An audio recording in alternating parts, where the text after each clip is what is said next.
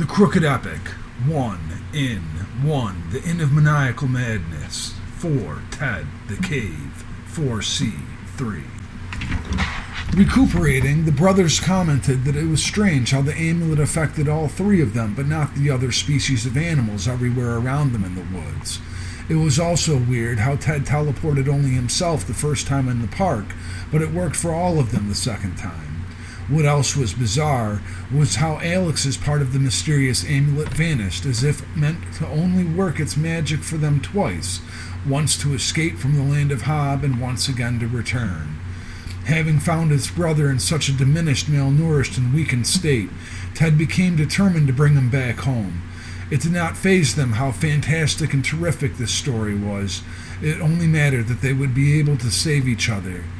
The lake where they had appeared was not the same as the one near Weir, yet with deductive reasoning, Ted hypothesized the location to be within the circumference of Hob and surrounding areas. Alex was overall emaciated, yet temporarily rejuvenated at the moment of the reunion. Searching the place where they materialized, looking for the direction they should start the hike, Ted noticed the shape of the lake was large and had a hidden section from their view around a small peninsula. To get to the other bay, they would need to cross through the wooded area which enveloped the horizons above. So after reminding Alex of the likelihood of the chance that the body of water had an inlet or outlet, they bushwhacked the 80 feet to the point. Ted and Alex's reunion invested more startling fear into the arguments of how their fates were intertwined. Ted pointed out to Alex that the amulet he had found in the cave had broken. Alex asked to look. To his surprise, they had reappeared in Ted's pocket. Ted's theory proved true, and the vantage point from the peninsula's tip showed the river's mouth, which moved over an intricate artificial dam system. The slight stretch of land where they scouted the lake helped improve his geographic bearings and sense of direction. Finally, they saw the delta which fed into the lake on the other side, much further away than the part they had left Barry Reeves' body. Alex and Ted agreed they should walk downstream with only diminished consideration from Alex. For one, the river would eventually lead to a larger body of water rather than the opposite direction, which might lead only to higher altitudes or mountainous terrains. Secondly, the river's reservoir where they had crossed the bridge was flowing to Hob, and the irrigation and lake gathered there. They had better chance to find their bearings going downstream.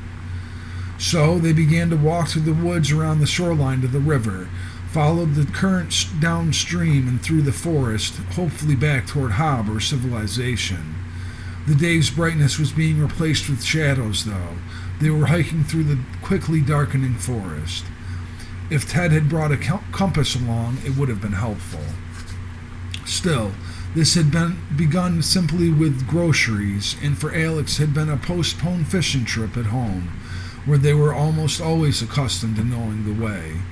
At one point, Ted found himself wondering what had happened to the canteen, but he never asked, as silence was a tactic that may be just as useful if enemies in the alien landscape spotted them. They had walked for only 45 minutes when they spied an empty field to the left through a rare sparsity in trees which caught Alex's eye after the acres of densely populated woods. They crossed over to the edge of the field and saw a road which divided the field they stood on from another similarly large and open tract, which stretched out a few hundred yards on both sides of the familiar highway. Exasperated with a jubilance of hope and exasperated by loss of strength, the brothers staggered perpendicularly through the field toward the road in hopes that they would make it without being too visible in case someone was watching out from some unseen position. Yet they held the confidence to continue on, partially because of the chemicals in this other world which were already affecting them. They turned right when they got on the road, continuing their path same direction forward with the river's current. The visibility across the field and down the road indicated the slope of the land they were traveling on, which they were inept to realize in the forest. The slope began to decline more aggressively in the next few hundred yards, and they were back to walking at a brisk pace down the highway. These fields seemed to be used for seasonally harvested crops, much like American agriculture. The increased slope also was paired on each side of the road by a line of trees, followed by small patches of woods which separated the large fields. They walked for another half hour until Ted noticed Alex was growing more tired. In time, the brothers needed to take a break from walking. Alex was starting to whimper inadvertently, and it caused Ted to lose concentration. They took a quick break on the side of the road, but as Alex fell over onto his back in complete loss of stamina, they knew they had no choice but to keep moving. Soon, the sun was setting to the left, and Ted looked over to Alex, who was barely keeping together, shivering and losing his balance. To both sides of the highway were fields of tall grass now.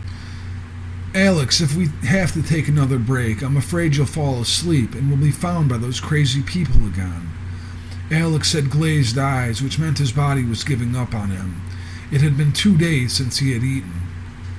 "What's that?" Alex pointed down the road behind Ted.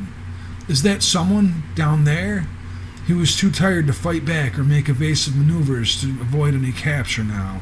Looking back down the road in the direction they had been walking, Ted saw what he was pointing at.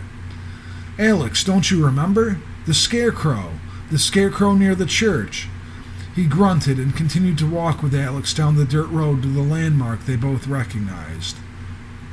Then there was a dog bark. The noise halted their march, and they looked past the scarecrow and around the sides of the road. The fields to both the west and east were covered with the 4-foot-high grass, obscuring their sight beyond a few yards in either direction. There was more barking, closer to them, and they waited. Suddenly, the lost black dog barged through the waving grass, and there was more commotion behind him. A giant rat was still chasing the maimed dog, and when the dog ran up to the boys, it spun around, growling ferociously at the iniquity rearing back onto its hind legs. An extensive electrical orb was generated and crackled around the rat, which cried and shrieked into the sky. A flash across the fields and road reached up to the sky, blinding white. When the light disappeared and the rat was gone, an old lady appeared, deformed, naked and wild-haired, with warts and blemishes across her skin and face, wrinkled, sick and vile. She grinned, wide with wild teeth, and lunged at the dog, biting his nose as he too jumped at her in combat.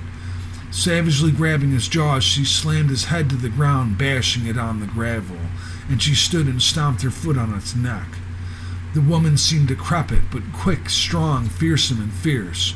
Her black hair and tattered clothes were glistening with wet blood, and she howled at Alex and Ted intimidatingly. "Oh my God, run!" Alex shouted, and Ted did run.